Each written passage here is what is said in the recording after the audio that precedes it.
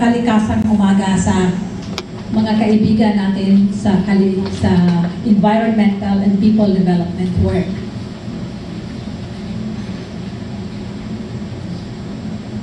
Now, climate change has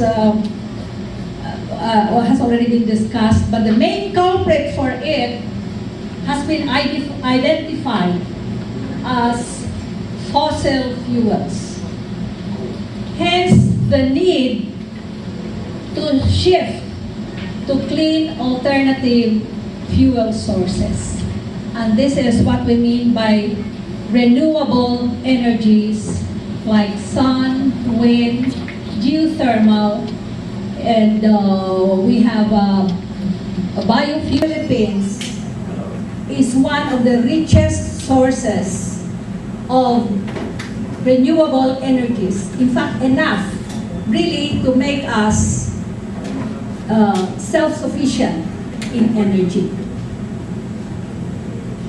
But in this, in these times of climate change, there is a caveat. We cannot allow our want for energy to compete with our need for food and water on which depend our survival. So, using agricultural land as place for planting energy products should be a no-no even to Filipinos. Now, the problem is that the government has not only done this, but it has allowed foreign companies to come in to plant for biofuels for their use, not for ours. I think that is an act of treason. 93 million hectares to the Koreans, 600 million hectares, no, I'm sorry, 93,000 hectares to the Koreans, 600,000 hectares to the British and Japanese, and there was the aborted 1.4 million hectares to the Chinese. To think that we have only 3 million hectares of arable land, and our farmers have been protesting and marching all the way to Manila to protest their right to own their little pieces of land.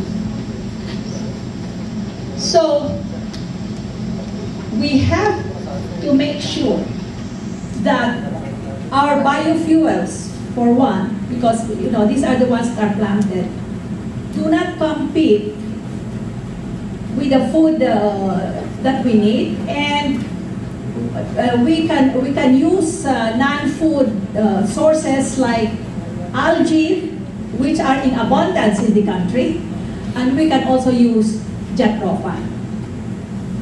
Now,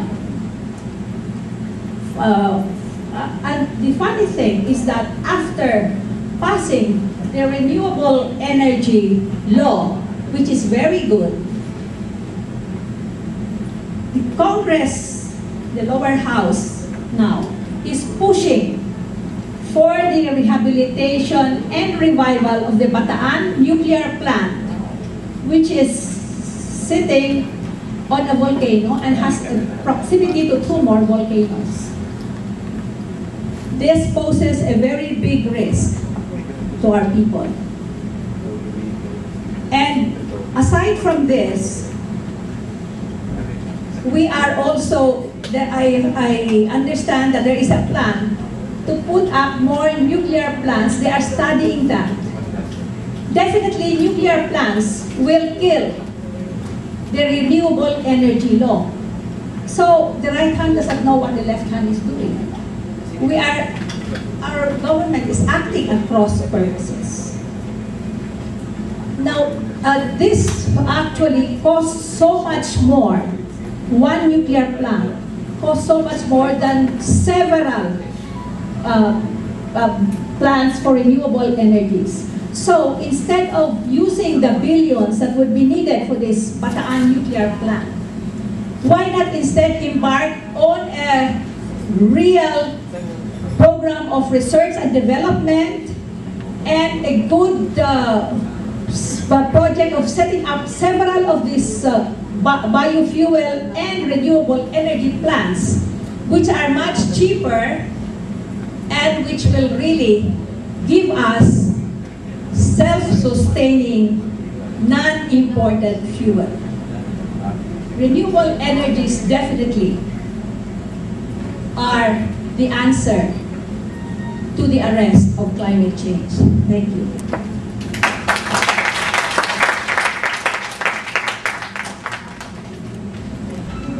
As of now, the Philippine Islands is composed of 30 million hectares. But according to DNR in 2005 data, ang total forest cover na lang ng Pilipinas ay umaabot na lamang ng 7.168 million hectares, or about 10% or 11%, about 11% ng forest cover. So sa bahagi naman, though may mga positive actions, particular is local government, have remarkably done support in terms of the forest protection. In particular, sa bahagi ng Isabela Provincial Government, sa pangunguna ni Governor Luis Padaca, yung kanyang kampanya laban sa illegal logging ay matagumpay. Ngunit, despite that, may mga kumukontra sa kanya. And at the same time, it is noteworthy to note ang Puerto Princesa City ay meron din impose na logging ban sa kanyang jurisdiction. On the negative part, sa bahagi ng sa dekadang pamumuno ni Gloria Macapagal-Arroyo ay patuloy pa rin ang logging, legal at illegal logging sa Sierra Madre Mountain Range. At the same time, siguro mapapakinggan nyo na ngayon yung issue ng Laibal Dam Project na apektado ang lalawigan or ang taon ng Tanay Rizal at ang ilang bayan ng General Navarre Quezon. At ito ay parang isa siyang ITP sa kontra kay yung Laibal Dam. So parang mayroong take of prohibition dito. Later on, i-discuss naman ito mamaya. At sa isa pang bahagi sa pamumuno ni Gloria Macapagal-Arroyo ay namistulang noodle yung iba't ibang polisiya. May overlapping functions sa DNR, NCIP, DA, DAR, nagkikreate din siya confusions among us, among sa civil society. Then sa legislative, sa tingin namin sa Haribon Foundation, there's a need of a paradigm shift. As of now kasi, ang pagtingin ng gobyerno sa forest ay isa lang ng utilization. Hindi siya isang ecosystems. So there's a need for a paradigm shift towards sa pagtingin ng forest. Kasi sa bahagi ng gobyerno, itong pagkakakitaan, market-driven. Kaya kailangan tuloy ang makahoy niyan para dun sa wood industry.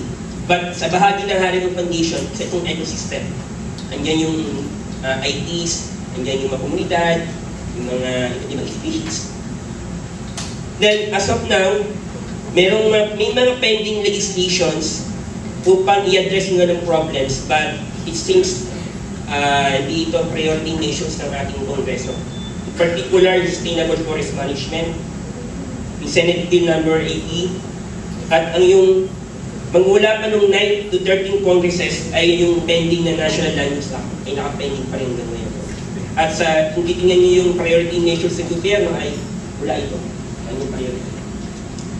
So ang goal ay mag-formulate ng isang rationalized forest ecosystem management program to allow our forests to regenerate towards a sustainable development. Then, may specific agenda sa bahagi ng convergence ay mag-impose ng isang 25-year nationwide ban on all forms of commercial logging. In addition, support the community-based forest management or CBFM as our national framework for forest ecosystem management. At the same time, integrating reforestation hindi reforestation. Instead, rainforestation. As a policy,